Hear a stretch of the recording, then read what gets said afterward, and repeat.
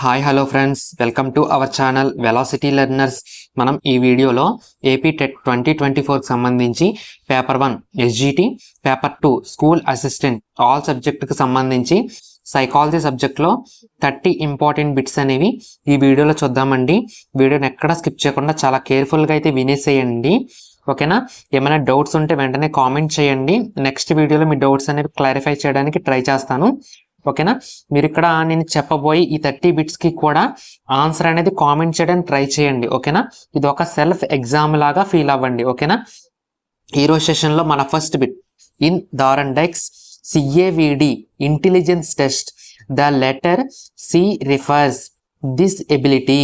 దారండైక్ యొక్క సిఏవిడి ప్రజ్ఞా పరీక్షలో సి అనే అక్షరం సూచించు సామర్థ్యము, ఓకేనా?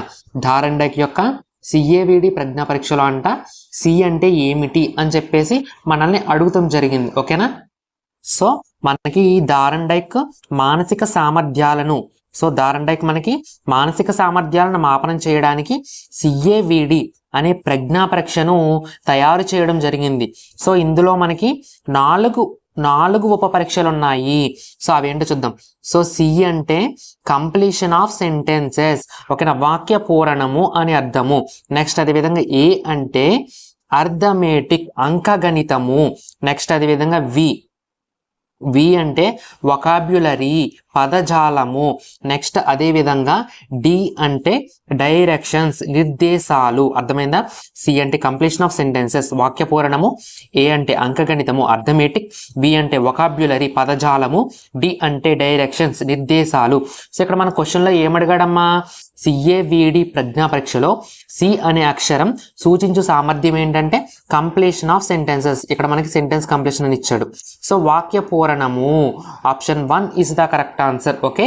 అర్థమైందా? Next bit, the method through which a person reports his experiences internal feelings and thoughts after analysis is. వ్యక్తి తన అనుభవాలను, అంతర్గత భావాలను, ఆలోచనలను విశ్లేషించుకొని నివేదించే పద్ధతి, ఓకేనా? వ్యక్తి తన యొక్క అనుభూతులను, అనుభవాలను, అంతర్గత భావాలను, ఆలోచనలను విశ్లేషించుకుని నివేదించే పద్ధతి ఏంటండి అంటే అంతః పరిశీలన పద్ధతి, ఇంట్రోస్పెక్షన్ మెథడ్, ఓకేనా? The method through which a person reports his experiences internal feelings and thoughts after analysis is introspection method, అంతః పరిశీలన పద్ధతి. ఈ అంతః పరిశీలన పద్ధతిని ఎవరు ప్రవేశపెట్టారమ్మా అంటే ఈ అంతః పరిశీలన పద్ధతి ఇంట్రోస్పెక్షన్ మెథడ్ మనకి సెయింట్ ఆగస్టీన్, ఓకేనా? ఈ ఇంట్రోస్పెక్షన్ మెథడ్ మనకి ప్రవేశపెట్టింది ఎవరంటే Saint Augustine. Very very important, ఓకేనా? సో మనకి ఇక్కడ ఈ బిట్లో ఏమి ఇచ్చారు? వ్యక్తి తన అనుభవాలు, అంతర్గత భావాలు, ఆలోచనలను విశ్లేషించుకుని నివేదించే పద్ధతి ఏమిటి అని అడిగారు. సో ఈ బిట్కి సరైన సమాధానం ఆప్షన్ 4 అంతః పరిశీలన పద్ధతి, introspection method, okay? Next bit, a 9 years old boy only able to complete the aspect specified to 8 years old boy. The boy's intelligent quotient is. ఒక 9 సంవత్సరాల అబ్బాయి 8 సంవత్సరాల అబ్బాయికి నిర్దేశించిన అంశాలను మాత్రమే పూర్తి చేయగలిగాడు. అతని యొక్క ప్రజ్ఞాలబ్ధి ఎంత అని చెప్పేసి మనల్ని అడుగుతారు. చూడండి అమ్మా, ఒక అబ్బాయి అంట 9 సంవత్సరాల అబ్బాయి 8 సంవత్సరాల అబ్బాయికి నిర్దేశించిన అంశాలను మాత్రమే, అంటే ప్రజ్ఞా పరీక్షకు సంబంధించి 8 సంవత్సరాల అబ్బాయికి నిర్దేశించిన అంశాలను మాత్రమే పూర్తి చేయగలిగాడంట. అంటే ఇక్కడ మనకి ఈ 9 సంవత్సరాలు అనేది ఆ అబ్బాయి యొక్క శారీరక వయస్సు అవుతుంది, ఓకేనా? క్రానికల్ ఏజ్ అవుతుంది. ఈ 8 years అనేది ఏమవుతుంది? ఆ అబ్బాయి యొక్క మెంటల్ ఏజ్, మానసిక వయస్సు అవుతుంది. సో ఇక్కడ మనకి ఏం ఫైండ్ చేయమన్నాడు? ప్రజ్ఞాలబ్ధి, ఇంటెలిజెంట్ క్వోషియంట్ని ఫైండ్ చేయమన్నారు. సో ప్రజ్ఞాలబ్ధి, ఓకేనా? ఇంటెలిజెంట్ క్వోషియంట్కి ఫార్ములా ఏంటి అంటే mental age by Chronicle age, అంటే మానసిక వయస్సు బై శారీరక వయస్సు ఇంటూ 100, ఓకేనా? సో ఇక్కడ మనకి మానసిక వయస్సు ఎంతండి అంటే 8 సంవత్సరాలు. సో 8 బై, ఓకేనా? శారీరక వయస్సు అంటే క్రానికల్ ఏజ్ ఎంత? 9. సో 8/9 ఇంటూ 100, ఓకేనా? 8 into 100 800 by 9. సో మనకి క్యాన్సిల్ చేస్తే ఎంత వస్తుందండి అంటే 88.88 అలా వస్తుంది. సో మనకి second option is the correct answer. ఓకేనా. ప్రజ్ఞాలబ్ధి ఇంటెలిజెంట్ క్వశ్చన్ మీద కంపల్సరీగా ఎవ్రీ టెట్ ఎగ్జామ్లో మ్యాక్సిమం షిఫ్ట్లో బిట్స్ అడగడం జరుగుతుంది. కాబట్టి ఈ టాపిక్ని బాగా ప్రిపేర్ అవ్వండి.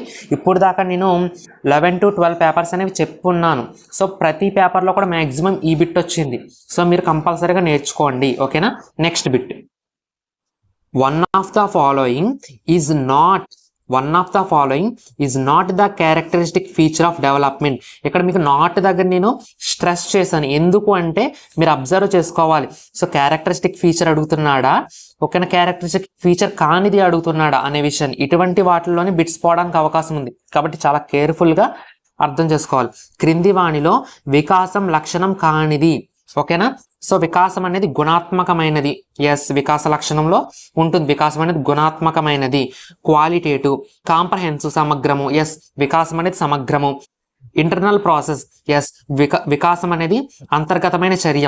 సో ఫస్ట్ ఇచ్చిన ఆప్షన్ 1, 2, 3 ఈ మూడు కూడా వికాసం యొక్క లక్షణాలు, క్యారెక్టరిస్టిక్ ఫీచర్స్ ఆఫ్ డెవలప్మెంట్, ఈ మూడు కూడా.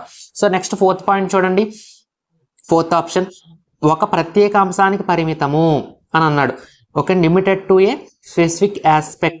ఓకేనా. ఇది డెవలప్మెంట్ అంటే వికాసం యొక్క లక్షణం కాదు. ఓకేనా. సో ఇక్కడ మన క్వశ్చన్లు ఏమడిగారు, వికాసం లక్షణం కానిది అన్నాడు. సో వికాసం అనేది ఒక ప్రత్యేకమైన అంశానికి మాత్రమే పరిమితం కాదు అండి. సో ఇది వికాస లక్షణం కాదు. Option 4 is the correct answer. ఓకేనా. Limited to a specific aspect is not a characteristic feature of development. Option 4 is the correct answer. Next bit, this type of mentally retarded children are considered as custodial mentally retarded. ఓకేనా. ఈ రకమైన బుద్ధిమాంద్యులైన పిల్లలు సంరక్షకుల అవసరం గల వికలాంగులుగా పరిగణింపబడతారు. ఓకేనా. So ఏ రకమైన బుద్ధిమాంద్యత ఉన్న పిల్లలు సంరక్షకుల అవసరం గల వికలాంగులుగా పరిగణింపబడతారు అని చెప్పేసి మనల్ని అడుగుతున్నారు. ఆప్షన్ 1 ఇచ్చినప్పటికీ స్వల్ప బుద్ధిమాంద్యులు, మైండ్ మెంటల్లీ రిటార్డెడ్. సో ఎవరైతే స్వల్ప బుద్ధిమాంద్యతను కలిగి ఉన్నారో వీరికి మనం బోధించగలం అనమాట. కాబట్టి వీళ్ళని మనం ఏమంటామంటే విద్య నేర్వగలిగిన బుద్ధిమాంద్యులు అంటాము. ఓకేనా. స్వల్ప బుద్ధిమాంద్యత కలిగిన వారు మనం ఏమని పిలవచ్చు, విద్య నేర్వగలిగిన బుద్ధిమాంద్యులుగా పిలుస్తాము. నెక్స్ట్ మిత బుద్ధిమాంద్యులు, మోడరేట్ మెంటల్లీ రిటార్డెడ్. ఎవరైతే మిత బుద్ధిమాంద్యతను కలిగి ఉంటారో సో వాళ్ళకి మనం తర్ఫీదు లేదంటే శిక్షణ ఇవ్వగల బుద్ధిమాంద్యులుగా పిలుస్తూ ఉంటాము. మిత బుద్ధిమాంద్యుల్ని ఎలా పిలుస్తాము, శిక్షణ లేకపోతే తర్ఫీదు ఇవ్వగల బుద్ధిమాంద్యులుగా పిలుస్తాము. ట్రైనబుల్ మెంటల్లీ రిటార్డెడ్ అంటాం అనమాట. నెక్స్ట్ ఎవరైతే తీవ్ర బుద్ధిమాంద్యత, సివియర్ మెంటల్ రిటార్డ్నెస్ ని కలిగి ఉంటారో సో వీళ్ళకి కంపల్సరీగా గృహ ఆధారిత విద్య అనేది అవసరం. సో వీళ్ళ ఇంటికి వెళ్ళి టీచర్ బోధించవలసి ఉంటుందన్నమాట. సో వీళ్ళకి సంరక్షకుల అవసరం అనేది ఖచ్చితము. సో ఇక్కడ మన క్వశ్చన్లో కూడా అడిగింది అదే కదా, సంరక్షకులు అవసరం గల వికలాంగులు అని ఎవరిని అంటారు అంటే తీవ్ర బుద్ధిమాంద్యత కలిగిన వారిని. ఓకేనా. Severe mentally retarded children are considered as custodial mentally retarded. ఓకేనా.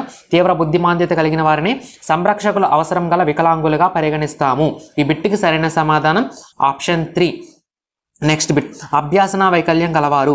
సో ఎవరిని మనం లెర్నింగ్ డిజేబుల్డ్ చిల్డ్రన్ అంటాము అంటే సాధారణంగా మనము భాషణము, పఠనము, లేఖనము, అదేవిధంగా చిన్న చిన్న కాలిక్యులేషన్స్ చేయటము, లెక్కలు చేయడం అంటే learning, reading, listening, speaking, LSRW skills ఉంటాయి కదా, ఈ స్కిల్స్ని ప్రదర్శించడంలో కానివ్వండి లేకపోతే మ్యాథమెటికల్ ఆపరేషన్స్ చేయడంలో కానివ్వండి ఎవరైతే వెనుకబడి ఉంటారో లేకపోతే వీటిని పెర్ఫామ్ చేయడంలో ఓకేనా వైకల్యాన్ని కలిగి ఉంటారో వాళ్ళని మనం ఏమంటామంటే లెర్నింగ్ డిజేబుల్డ్ చైల్డ్, అభ్యాసన వైకల్యం గలవారిగా పిలుస్తూ ఉంటాము. ఇక్కడ మనల్ని ఏమడిగారు ఈ క్వశ్చన్లో, సంరక్షకుల అవసరం గల వికలాంగులను ఎవరిని అంటామంటే తీవ్ర బుద్ధిమాంద్యత కలిగిన వారిని. Severely mentally retarded children are considered as custodial mentally retarded. Okay. Next bit, a national progresses by nurturing individual difference of a children in a constructive way. This is the statement of. పిల్లలు వ్యక్తిగత భేదాలను నిర్మాణాత్మకంగా పోషించడం ద్వారానే ఒక దేశం అభివృద్ధి సాధిస్తుంది అని చెప్పిన వారు. ఏంటది, పిల్లలు వ్యక్తిగత భేదాలను ఓకేనా, వైయక్తిక భేదాలు అంటాం కదా, దాన్ని వ్యక్తిగత భేదాలను కూడా అంటారు. పిల్లల వైయక్తిక భేదాలను నిర్మాణాత్మకంగా పోషించడం ద్వారానే ఒక దేశం అభివృద్ధి సాధిస్తుంది అని చెప్పిన వారు ఎవరంటే మనకి John Dewey. Option 1 is the correct answer. Okay, John Dewey ఏమని చెప్పారు? A nation progresses by nurturing individual differences of a children in a constructive way. This is the statement of John Dewey. Option 1 is the correct answer. Okay, next bit. ఇది వైయక్తిక భేదాలు individual differences కి సంబంధించిన definition అండి, ఒకసారి చూసుకోండి. Next bit. The gland that సెక్రేట్స్ the hormones which makes a person witty, soft natured and mentally stable is. వ్యక్తిని చతురునిగా, సాత్విక స్వభావునిగా, మానసిక స్థిరత్వం కలిగిన వాడిగా తయారు చేసే హార్మోనులను స్రవించే గ్రంథి ఏది అని చెప్పేసి మనల్ని అడుగుతున్నారు. ఓకేనా, సో దీనికి సరైన సమాధానం వచ్చేసినప్పటికీ పిట్యూటరీ గ్లాండ్. ఓకేనా, పిట్యూటరీ గ్రంథి అంటాం అనమాట. సో ఈ పిట్యూటరీ గ్రంథి అనేది ఏంటంటే ఇది స్రవించే హార్మోన్ ఫలితంగా పిల్లలు చతురులుగా, ఓకేనా, చతురులుగా, అదేవిధంగా సాత్విక స్వభావులుగా, మానసిక స్థిరత్వం అంటే mentally stabled person, mentally stability గలవారిగా ఉంటారన్నమాట. ఓకేనా, వ్యక్తిని చతురునిగా, సాత్విక స్వభావునిగా, మానసిక స్థిరత్వం కలిగిన వాడిగా తయారు చేసే హార్మోన్లు స్రవించే గ్రంథి పిట్యూటరీ గ్రంథి. ఓకేనా, ఈ పిట్యూటరీ గ్రంథి స్రవించే హార్మోన్ ఏంటంటే పెరుగుదల హార్మోను. పిట్యూటరీ గ్రంథి స్రవించే హార్మోన్ ఏంటి? పెరుగుదల హార్మోను. దీన్ని గ్రోత్ హార్మోన్ అంటాము. ఓకేనా, next bit. Physically self image, mental self image of a person gets matured at the stage. వ్యక్తిలోని శారీరక ఆత్మప్రతిమ, మానసిక ఆత్మప్రతిమ పరిపక్వత చెందే దశ. ఓకేనా, వ్యక్తిలో శారీరక ఆత్మప్రతిమ, ఫిజికల్ సెల్ఫ్ ఇమేజ్, మానసిక ఆత్మప్రతిమ, మెంటల్ సెల్ఫ్ ఇమేజ్ అనేది పరిపక్వత చెందే దశ ఏమిటి అంటే కౌమార దశ, adolescence. Option 2 is the correct answer. ఓకేనా, గుర్తుపెట్టుకోండి. Next bit. A boy doesn't like to study but at the same time doesn't like to fail in the examination.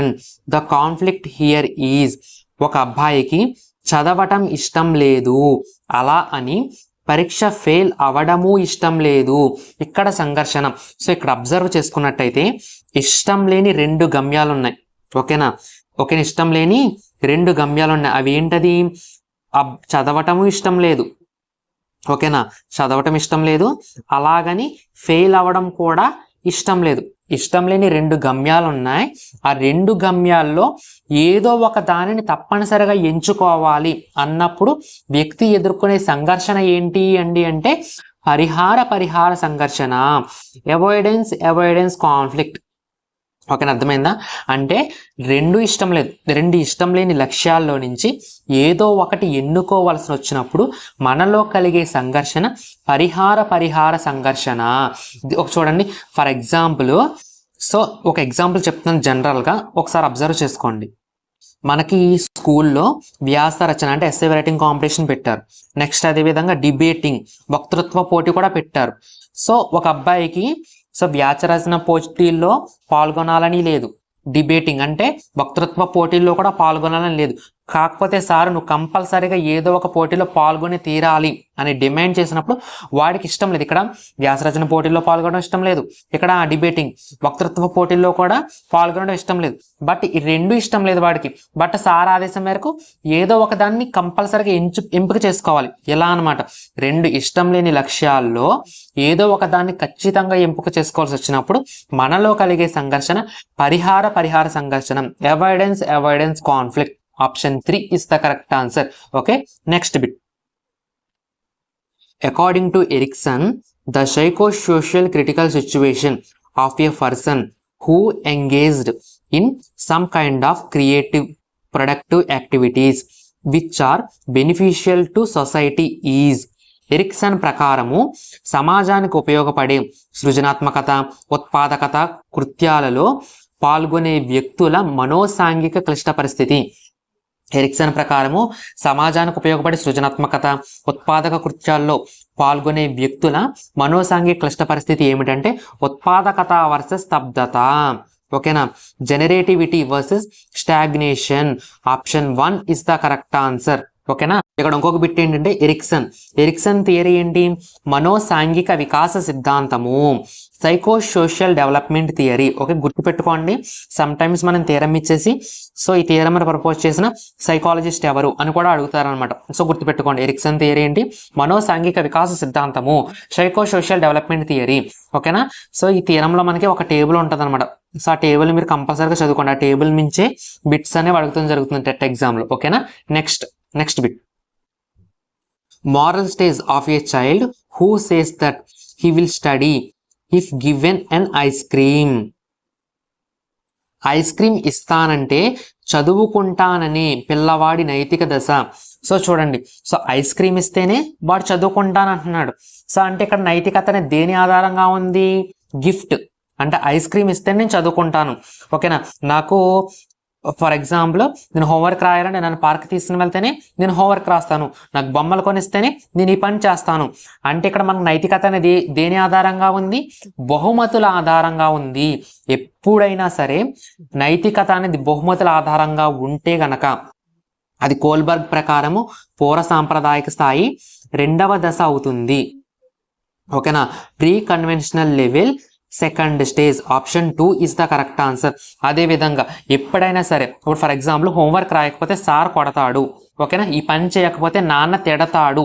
అంటే నైతికత అనేది దండన అంటే శిక్ష ఆధారంగా ఉంటే కనుక అది ఏ దశకు చెందుతుంది అంటే కోల్బర్గ్ ప్రకారము పూర్వ సాంప్రదాయక స్థాయి 1వ దశకు చెందుతుంది. సింపుల్గా ఎలా గుర్తుపెట్టుకోండి, బహుమతి ఆధారంగా అయితే 2వ దశ పూర్వ సాంప్రదాయక స్థాయి.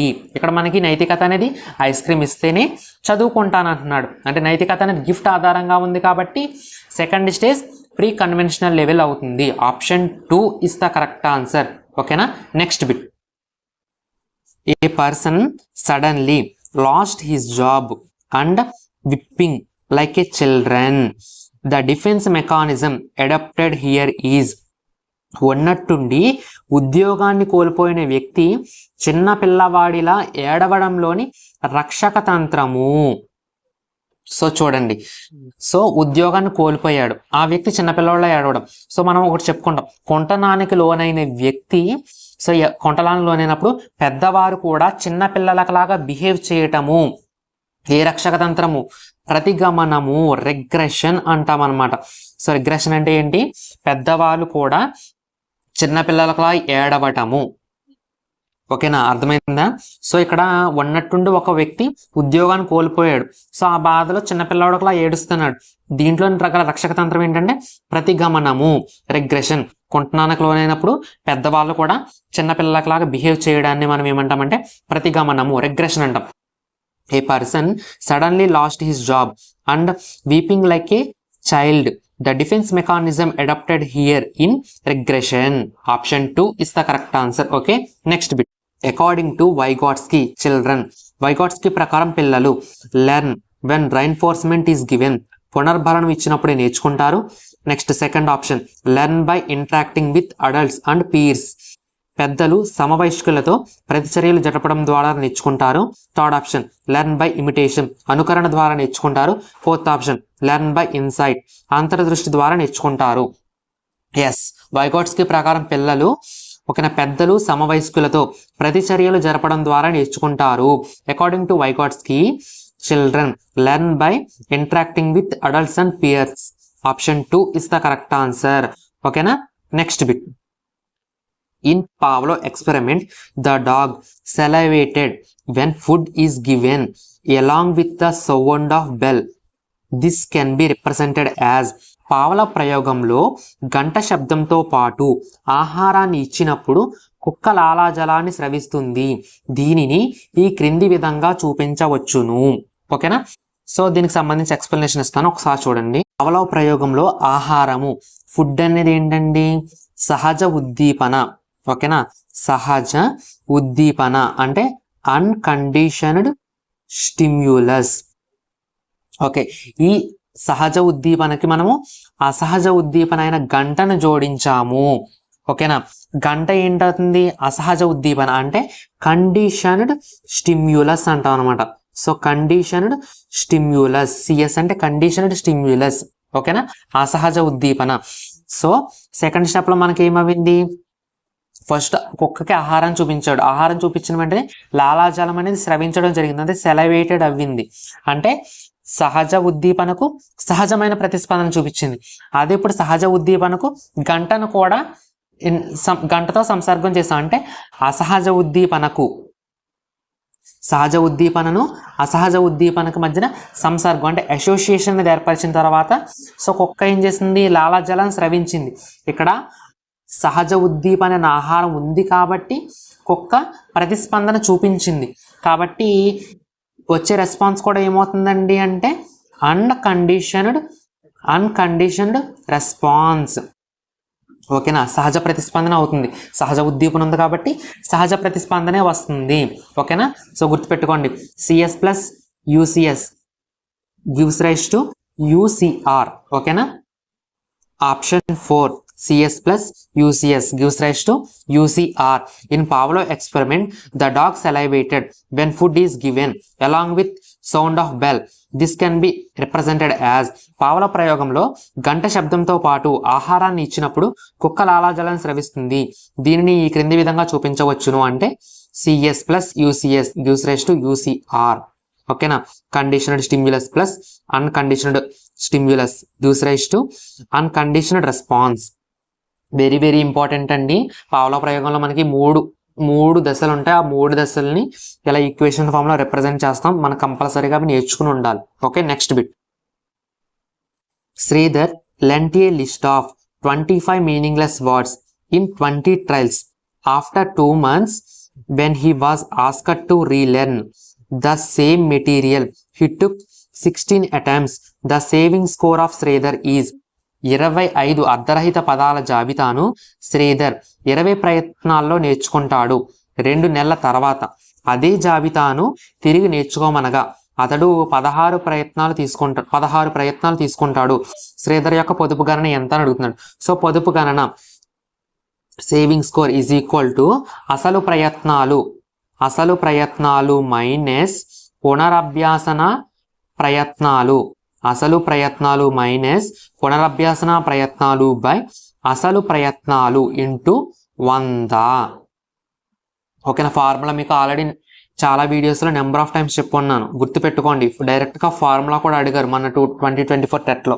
ఓకేనా, ఇక్కడ అసలు ప్రయత్నాలు అంటే స్టార్టింగ్లో అతను ఎన్ని అటెంప్ట్స్లో నేర్చుకున్నాడు, 20, మైనస్ పునరభ్యాసం అంటే అతను సెకండ్ టైం నేర్చుకున్నప్పుడు ఎన్ని అటెంప్ట్స్లో నేర్చుకున్నాడు, -16 బై అసలు ప్రయత్నాలు అంటే ఫస్ట్ నేర్చుకున్నప్పుడు ఎన్ని ప్రయత్నాలు అంటే 20 ఇంటూ 100. ఓకేనా, 25 100. నెక్స్ట్ 20 మైనస్ 16 అంటే 4. So 4 into 5 is equal to 20%. Option 3 is the correct answer. ఓకేనా, శ్రీధర్ యొక్క పొదుపు గణన ఎంత, 20%. Next bit. According to Maslow almost all persons try to satisfy their needs first. Maslow ప్రకారం దాదాపు అందరు వ్యక్తులు మొదట సంతృప్తి పరుచుకోవడానికి ప్రయత్నించే అవసరము. మాస్లో ప్రకారము దాదాపు అందరు వ్యక్తులు మొదటి సంతృప్తి పరుచుకోవడానికి ప్రయత్నించే అవసరం ఏంటంటే ఓకేనా, శారీరక అవసరము. ఓకేనా, physiological need. Option 1 is the correct answer. ఓకేనా, జీవి యొక్క మనుగడకు అవసరమైన అవసరమే ఈ శారీరక అవసరం, అంటే ఆహారము, గాలి, నీరు, విసర్జన. ఓకేనా, ఇటువంటివి అనమాట. ఇటువంటివన్నీ కూడా శారీరక అవసరాలు. ఈ శారీరక అవసరాలు తీరిన తర్వాతే నెక్స్ట్ వేరే అవసరాల కోసం ఈ వ్యక్తి అనేవాడు ప్రయత్నించడం జరుగుతుంది. ఓకేనా, very very important. Next bit. Correct statement regarding learning.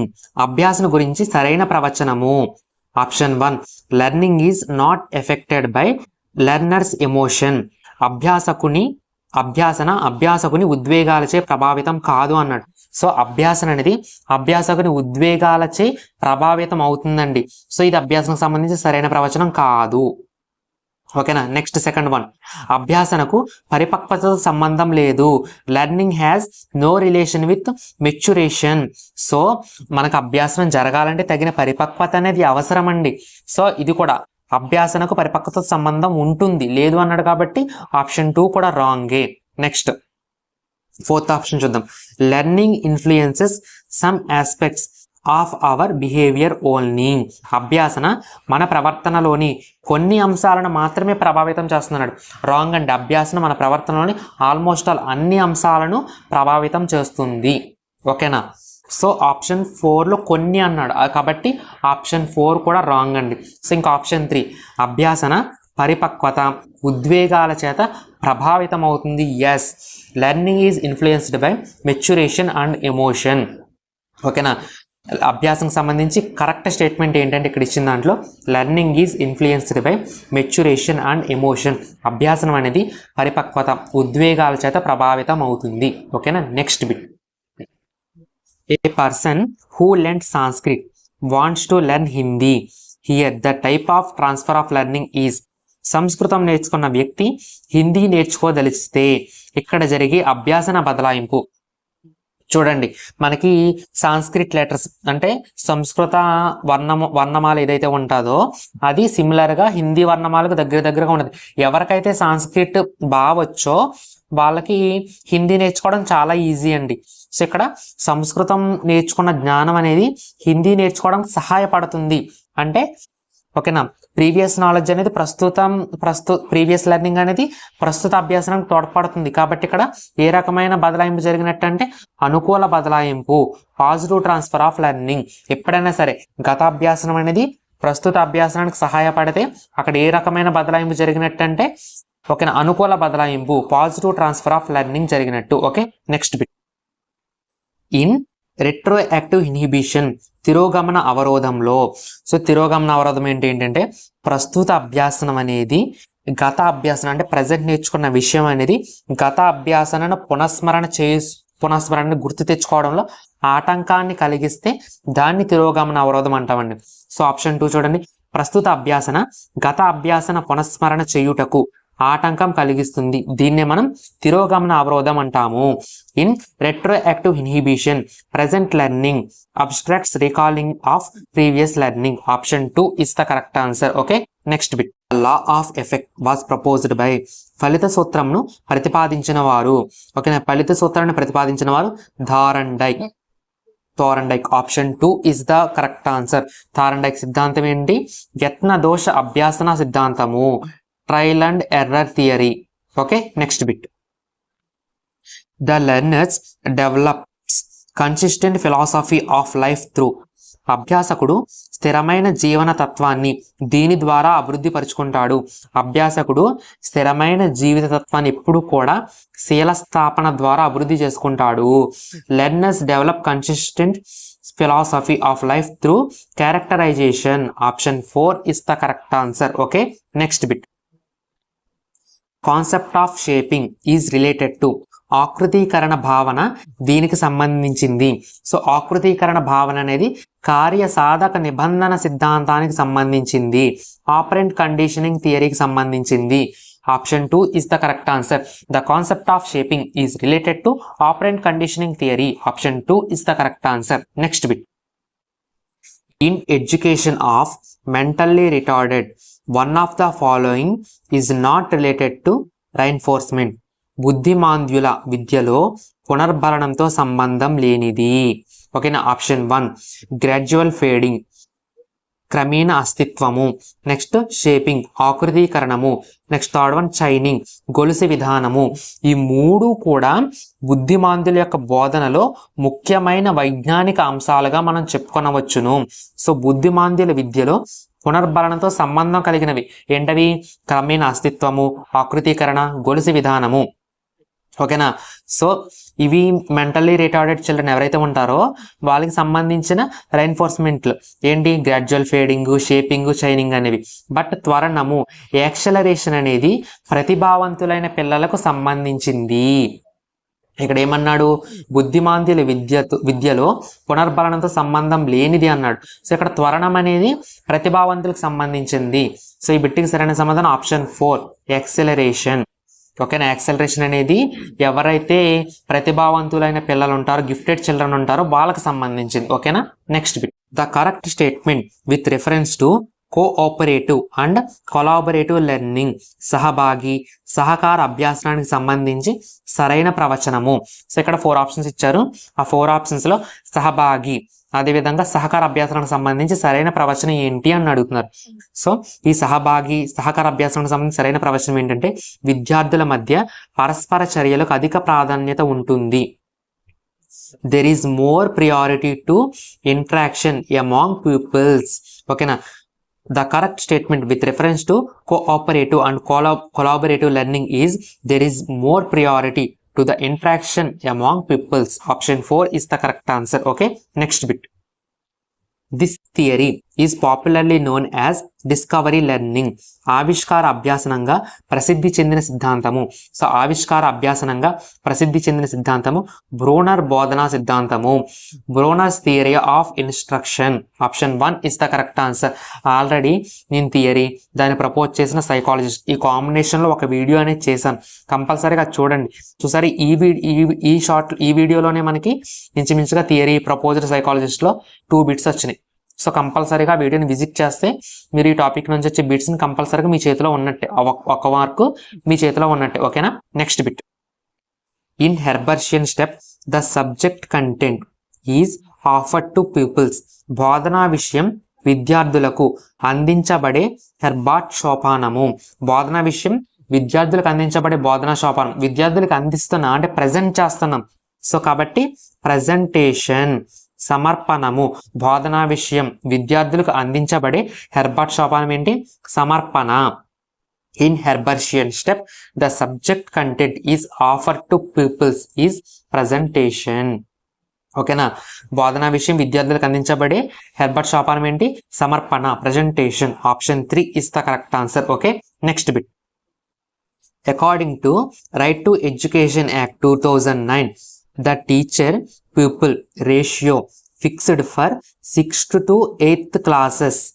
విద్యా హక్కు చట్టం 2009 ప్రకారము 6 నుండి 8 తరగతులకు నిర్ధారించిన ఉపాధ్యాయ విద్యార్థి నిష్పత్తి ఎంత అంటే 1:35. ఓకేనా, 6 నుంచి 8 క్లాసులు బోధించే ఉపాధ్యాయులు ఎవరైతే ఉంటారో వాళ్ళు ఏంటంటే వాళ్ళ యొక్క ఉపాధ్యాయ విద్యార్థుల నిష్పత్తి ఎలా ఉండాలంటే సో 35 మంది విద్యార్థులకి ఒక ఉపాధ్యాయుడు అన్నట్టుగా ఉండాలి. అంటే 1:35 రేషియోలో ఉండాలి. అదే 5th క్లాస్ అంటే 1 to 5th క్లాసెస్ అయితే 1:30గా ఉండాలన్నమాట. ఓకే, ఇక్కడ మన క్వశ్చన్లు అడిగింది ఏంటి? ఆర్టీ యాక్ట్ ప్రకారము 6 నుంచి 8 తరగతులకు నిర్ధారించబడిన ఉపాధ్యాయ విద్యార్థి నిష్పత్తి ఎంత? 1:35. Option 3 is the correct answer. Okay, next bit.